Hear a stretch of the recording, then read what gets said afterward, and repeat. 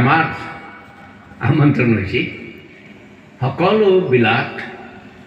Copy লৈ বেলেগ এটা দেশলৈ যাবলৈ আৰু ধৰি লওক যে আজি ঈশ্বৰৰ বাক্যৰ প্ৰকাশত আমি যিদৰে জীয়াইছোঁ এই পুৰণা দেশ হয় এটা নতুন দেশত যাবলৈ ঈশ্বৰৰ আমন্ত্ৰণ আছে তাৰপিছত যদি আপুনি চায় ঈশ্বৰে আগতেই কোৱাৰ দৰে চাৰিপদত তেওঁ সীমা দিয়ে এই দেশৰ সীমা তেনেকৈ কি হ'ব 5 পদত যদি আপুনি আৰু মই চাওঁ এটা মহান প্ৰতিজ্ঞা যোশুৱাক ঈশ্বৰে দিছে আৰু তেওঁ কৈছে তোমাৰ জীৱন কালত কোনেও তোমাৰ আগত থিয় দিব নোৱাৰে No one will stand before you all through your life.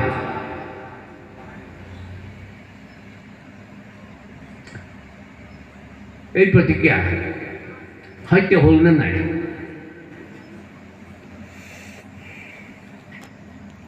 বা এই প্ৰতিজ্ঞা মাত্ৰ নহয় কিন্তু এই ভাও বাণী প্ৰফেচি সিদ্ধ হ'ল নে নাই মই আপোনাক জনাই থওঁ ঈশ্বৰৰ বাক্যত এই ঈশ্বৰে কোৱা এটা শব্দ এটা বিন্দু পৰ্যন্ত সিদ্ধ নোহোৱাকৈ থকা নাই আমেন আৰু আজি আপোনাৰ নিমিত্তে ঈশ্বৰৰ বাক্য এইদৰে আহি আছে বোলে আজিৰ এই বাক্যৰ এটা শব্দ আপোনাৰ জীৱনত সিদ্ধ নোহোৱাকৈ নাথাকিব আমেন তেওঁ কৈছে কোনেও নাথাকিব আপুনি গৈ থৈ 21, 22, 23 আৰু 24 অধ্যায় পঢ়িব যোশুৱাই তাত আপুনি গম পাব যে যোশুৱাই কেনেকৈ কৃতকাৰ্য হ'ল 24 অধ্যায়ত 31 পদত লিখা আছে যে যোশুৱাৰ জীৱন কালত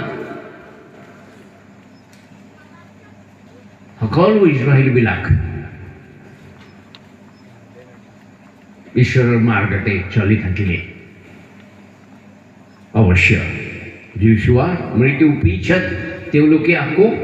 ফালে ফালে হ'বলৈ আৰম্ভ কৰিলে কিন্তু ঈশ্বৰে ইয়াত 1 অধ্যায় 5 পদত কৈছিলে তোমাৰ জীৱন কালত কোনেও থিয় দিব নোৱাৰিলে আৰু আজি আপোনাকো সেই প্ৰতিজ্ঞা আছে জীৱনত জয়যুক্ত হ'বলৈ আছে চবতকৈ আগত হ'বলৈ আছে প্ৰতিজ্ঞা আপোনাৰ নিমিত্তে আছে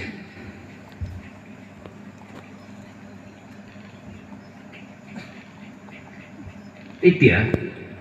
6 পদ 7 পদ 8 পদ যেতিয়া আপুনি আৰু মই পঢ়োঁ